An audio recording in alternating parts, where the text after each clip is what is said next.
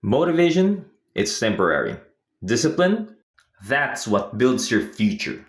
Hi, ako si Francis North and welcome to the Wednesday Drive.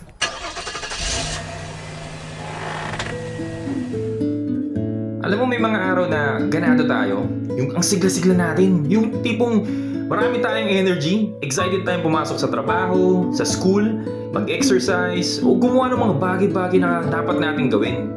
Eh paano naman yung mga araw na hindi tayo ganun? Tamad na tamad, pagod, wala na, lowbat na. Ayun, that's where most people stop. Listen to this one. Yung motivation, nawawala eh. It fades. It comes and goes. Minsan nandyan, minsan wala. Na itong motivation natin, pag nawala, wala ka na rin. Ayaw mo na, tinatamad ka na. Ayaw mo nang pumasok, pag gising mo sa umaga, ayaw mo nang bumangon. Ayaw mo nang gumawa, ayaw mo nang gumalaw. Pero yung disiplina, discipline is a habit.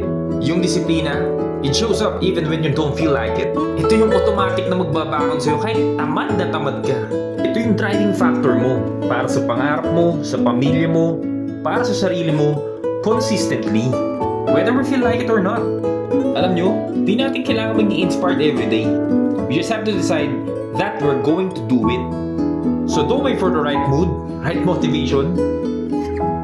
Build the right habit. Because in the end, discipline beats motivation. Every time. Pero ikaw, diskarte mo pa rin. Maraming salamat. Sige na, scroll ka na.